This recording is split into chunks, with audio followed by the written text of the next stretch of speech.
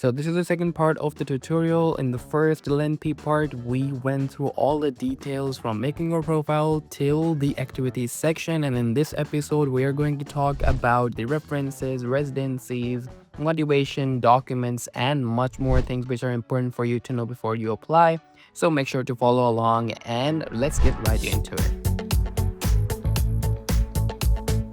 Okay, so let's go to the residency section. Now in the residency section, so this is not mandatory for you to put, for example, if you went to less than a month somewhere, you don't have to, mention it here. But if you have been to somewhere which was related to work, which was related to, your degree, for example, or an exchange project that you want to mention, you can actually mention here, but it's not mandatory to mention it here.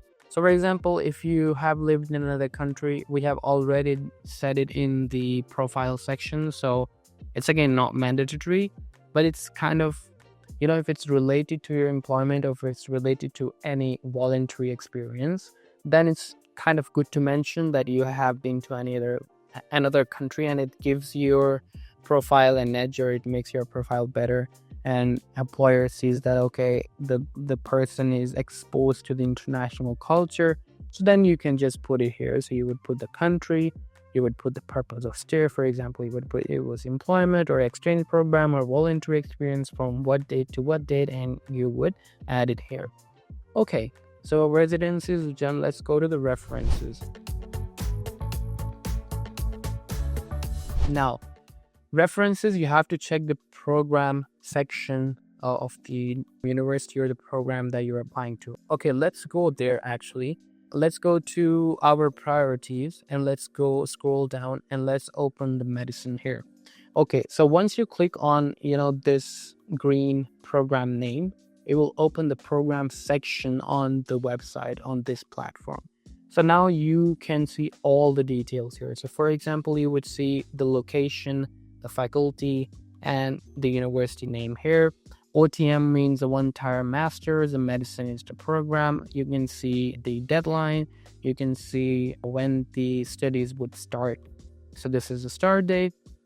And then you come here again, study location, academic field, type, nominal duration. So it's 12 semester, which means 6 years.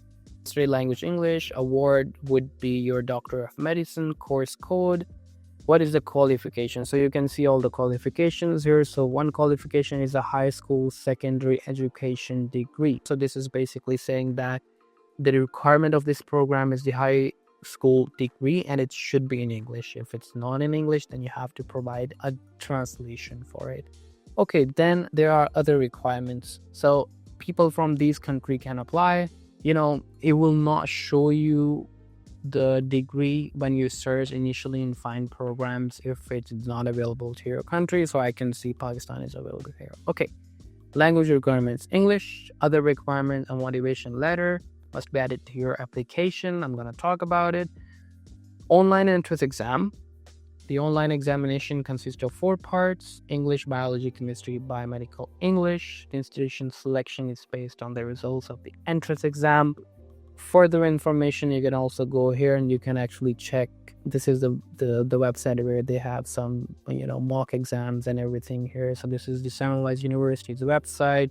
You can check the structure of the exam, how they take it, how the interview happens.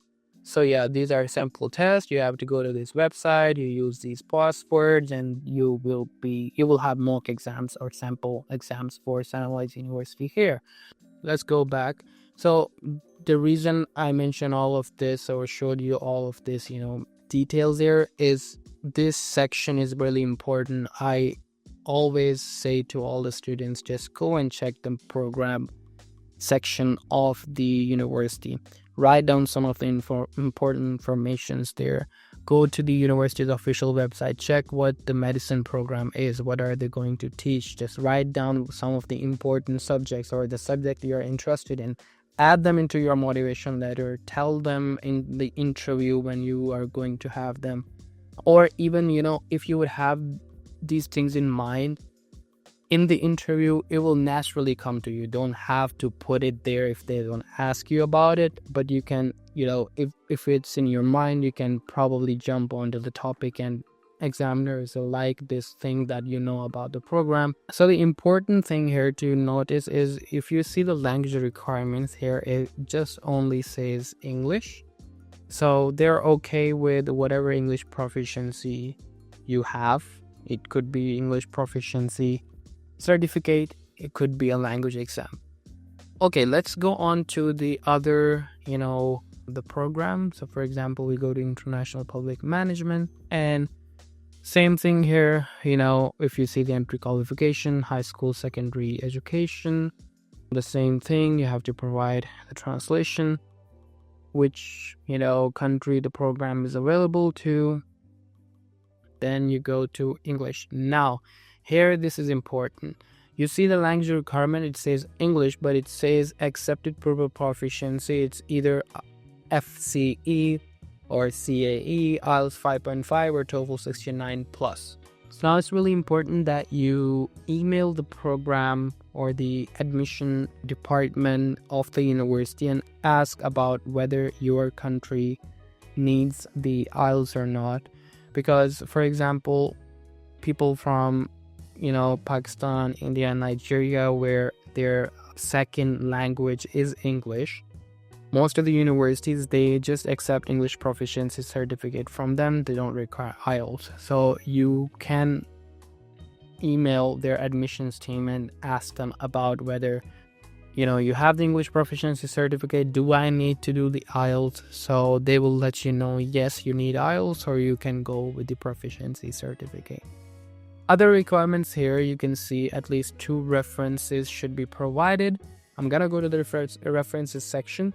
So you can see this is also a bachelor's degree, but every program, every university, every program, they have their own requirements. So you have to check their requirements, the program that you're applying to. Of course, when I tell, or when everybody else on the YouTube, they tell some general requirements, but every program has their own requirements. I just gave you the example. So if you go to the Medicine of Semmelweis University, they have their own requirements, and it is more general requirement. They don't specify any IELTS, they don't have any references here. But if you go to this university, they ask for the references.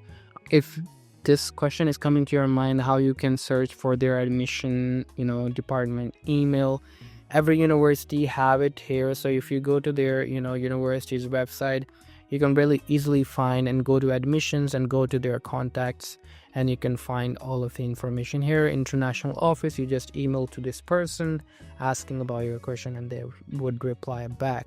Okay, so we go back to our application. So we were on the references section, as I talked about.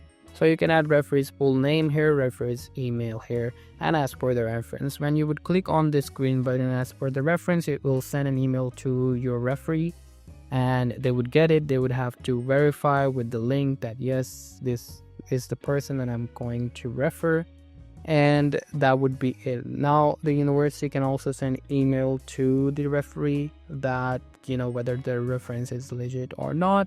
So you can just do it from here. You don't have to write in the paper form or in the letter. It's better to do it, and I would actually suggest to do it because it makes your profile overall stronger. So you can put the referee's email here, and you can also make the reference in the document form as well, and you can attach it in the document section. I'm gonna go through it there as well, but it's not mandatory, but it's just good because you're already asking it, so why not ask for a written reference letter as well. Okay, let's go to motivation. So what I usually recommend is you write your first part in this box. The character limit is 4,000 characters. It should be enough, but if you want to add more, if you think that adding more characters into the motivation letter would be beneficial, or if you want to explain something more, you can also attach the motivation letter in the document section. And what I usually suggest is you also attach second preference motivation letter in the document section as well. So what you would do, you would write your primary motivation here, then you would also attach the document here for your first priority and for your second priority, and you can just upload it here. So uploading the document is really easy. You just would click here and you would just upload from your computer, or your PC or your mobile phone, whatever. Okay, there is some information here. So for example, it says if you're applying for doctoral studies, you also need to upload a research plan. You also need a letter of recommendation and a statement of supervision, and it must be submitted by 15th of March. If you go up a little bit, please upload a scanned version of your original application document, proof of language certificate, school certificate, transcript of record, passport. Please upload translation of any document that are not the same. So again, you can read this out and you can upload these documents here. So yeah, that's pretty much it on the document section, and the motivation letter is also done. Just regarding the motivation letter, just keep it simple, keep it only 1 page. Maximum, if you want to go and explain it, 1.5 page, but I would just recommend to keep on 1 page. That should be enough for the motivation letter. Now, if you go onto the checklist, you can see high school certificate, proof of foreign language, passport, transcript of record, medical certificate. So if you would click on these, you can upload these documents here. Once you would upload these documents here, they will automatically be uploaded in your documents as well, or in your profile. So once you would click on submit, it will show you all of the documents that you have uploaded. So if you would just upload your high school certificates here, that should do it. You don't have to apply in the document section. Okay, so if you go on checklist again, you can see here, so it would give you some instructions here. Original diploma, official translations. So if it's in English, you don't have to upload a translation. Now you can choose here. So I'm currently still studying in the final year. I have not received my certificate. I have uploaded the original document. I have uploaded the original document in translation. So you can basically check any of these depending upon your application. And you upload documents from your computer. You can add additional comments here as well if you want to let the examiner know about something. So language certificate, again here you can choose. I have uploaded the original. I don't have a certification. I have uploaded, and so this will also give some information about the programs and their requirements here, so you can choose that as well. Your passport, your transcript, and your medical certificate. Okay, in our time it was mandatory to apply and upload it, but here you can see it says that you don't have to upload and you just have to bring it to Hungary. So you don't have to upload the document. You just click on here and it should be okay. And once you upload the document, it should look like this. So because I didn't have to upload the document for the medical certificate, so I can just click here. I have agreed and it will be like this. So if you would upload these documents, it should look like this, tick sign. Once this is done, then you can go to other, so you can tell about your medical info. So if you have any disability, if you have any medical condition, you can let them know. You can put some information source here. So for example, if there is any medical condition, you can upload some documents or some information here as well. Okay, now this is the information source here. So basically they will ask you, how did you know about the scholarship? You can choose my channel's name here as well, depends. And this is also really important.